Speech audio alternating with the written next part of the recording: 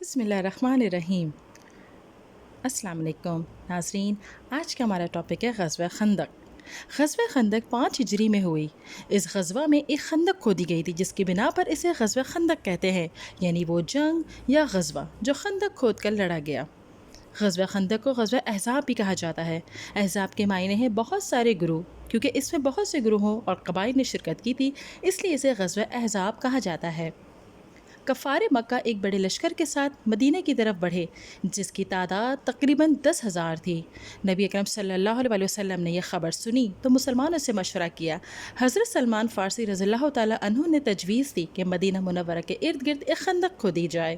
اس تجویز کے مطابق تقریباً 3.5 کلومیٹر لمبی خندق کھودی گئی جو کہ 5 میٹر چوڑی اور 5 ہی میٹر گہری تھی۔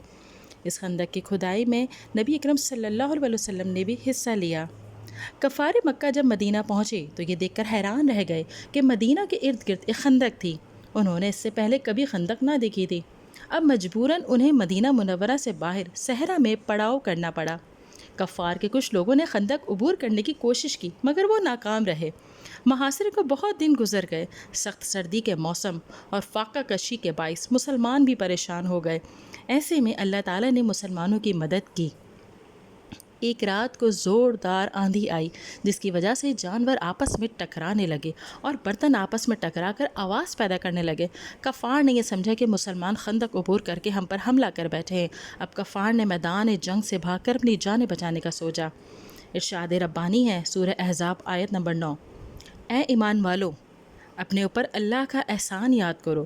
جب تم پر کفار کے لشکر چڑھ آئے پھر ہم نے تمہاری مدد کے لیے ان پر تیز آندھی بھیجی اور فرشتوں کے لشکر بھیجے جنہیں تم نے نہیں دیکھا، اور جو تم کر رہے تھے اللہ اسے خوب دیکھنے والا تھا۔ دوسرے دن مسلمانوں نے دیکھا کہ خندق کے پار میدان بالکل صاف ہے۔ پھر اللہ کا پیغام آیا کہ یہ آخری موقع تھا جب کفار مدینہ پر حملہ کرنے آئے تھے، اب اس کے بعد تم ان پر حملہ کرو گے۔ غزوہ خندق کو اعصاب کی جنگ کہا جاتا ہے۔ مسلمانوں نے مشکل ترین حالات میں نبی اکرم صلی اللہ علیہ وسلم کے حکم پر عمل کر کے ایمانی قوت کا مظاہرہ کیا۔ کفار نے اپنا پورا زور لگایا پھر بھی ناکام ہوئے۔ یوں غزوہ خندق مسلمانوں اور کفار مکہ کے درمیان آخری جنگ ثابت ہوئی جس میں کفار نے مدینہ پر حملہ کیا۔ اس جنگ کے بعد مکہ اور مدینہ میں اسلام تیزی سے پھیلا جبکہ کفار کا رعب و دبدبہ ختم ہو گیا اور ان کے تکبر و غرور میں فرق آ گیا۔ یہودیوں کی سازشیں مزید کھل کر سامنے آ گئیں اور ان کو سزا دی گئی۔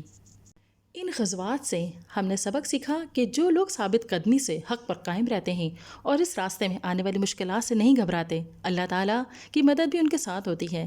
ہم نے یہ بھی سیکھا کہ فتح و شکست کا دار و مدار ساز و سامان اور تعداد پر نہیں ہوتا بلکہ جذبہ ایمانی پر ہوتا ہے۔ اس لیے ہمیں کوشش کے ساتھ ساتھ اللہ تعالیٰ سے بھی مدد مانگنی چاہیے۔ ناظرین، اگر ویڈیو پسند آئی ہے تو اسے لائک کیجئے، شیئر کیجئے، کمنٹ دیجئے اور چینل کو ضرور سبسکرائب کیجئے۔